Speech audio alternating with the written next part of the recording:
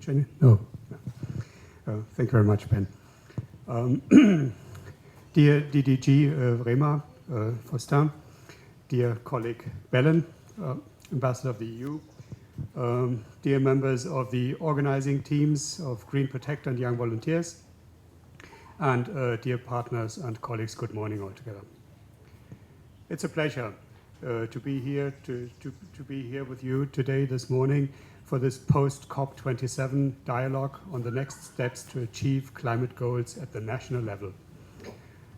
I'm in particular pleased that today we're able, and you mentioned this, Belen, to organize this climate diplomacy event together with the EU.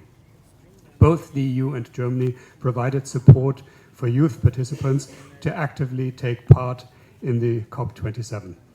And I have a few remarks. I'm sorry that I have to repeat a few things that Belen already said, but okay. With the support of the German Federal Foreign Office, the Green Protector had brought together youth prior to the COP to explain UNFCCC process, discuss the topics of the agenda of COP27, and distill the youth positions, including on issues such as climate change adaptation, loss and damage, and carbon markets. They were able to interact with a number of experts on these topics, as well as DDG Rema as lead negotiator for Rwanda, and as well also the Egyptian embassy as the COP27 presidency. At COP27, the youth representatives brought in their views, and Minister of State Löhrmann from our ministry, the German Federal Foreign Office, took part in an exchange with them, and she was very impressed by their work. Looking at the results of COP27, it is interesting to see that the news here in Rwanda, the way you have been here, the reporting has happened, and the one in Germany stress quite different aspects. It is indeed a great success, and this is of course stressed here as a success, that Loss and Damage Fund was established. And I may say that it's especially due to the EU and German pressure, hard work, that we got this through against heavy resistance. This was a real breakthrough, and it's a reason to celebrate. Details will now need to be fleshed out. In the meantime, the Global Shield that the group of Vulnerable 20 and the German G7 presidency launched will provide a quick and efficient mechanism for countries affected by climate change-related disasters. Regarding the question of global financial flows, it is positive to note that the call was made for transforming the multilateral development banks, including the World Bank, to more strongly take action on the global climate crisis. This is, in our view, one of the major achievements.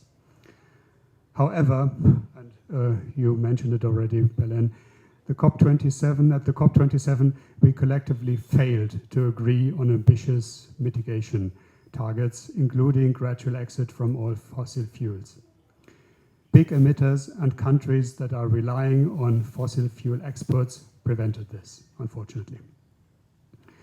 The 1.5 degrees objective from the Paris Agreement was only just maintained, but the gap to achieve it still remains huge. This is worrisome. We need more ambition in this critical decade. It is probably fair to say that the COP27 results were a mixed bag. And I may add that my government, that the German government, the German delegation was quite disappointed by the outcome. But however, it did show that multilateralism works. There's a value in bringing together 200 countries together once a year to advance on climate action.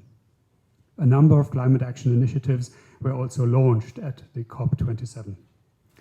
And this brings me to your country, to Rwanda. The Rwandan delegation, under the leadership of Minister Jeanne d'Arc, who really had an impressive program in the Rwandan pavilion, with many events that showcased where you stand, and you made use of the COP to advance a number of new initiatives. I would like to commend you for your great leadership, for the great leadership of the Rwandan government, and the excellence with which you and the Team Rwanda mastered this. I think this is something to congratulate you upon. On behalf of the German government, allow me to say that this was an honor. It was an honor to join forces with Rwanda at COP27 at many occasions.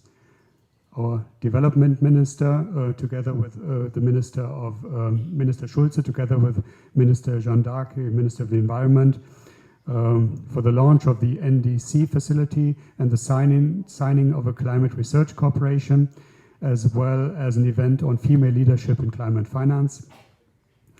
We had our German Environment Minister, Lemke, also together with Minister Jeanne d'Arc for a panel discussion on nature-based solutions. And I may add, both ministers have been visiting the country Rwanda earlier this year. And we did have our State Minister Luhrmann from the Foreign Office, who took part in the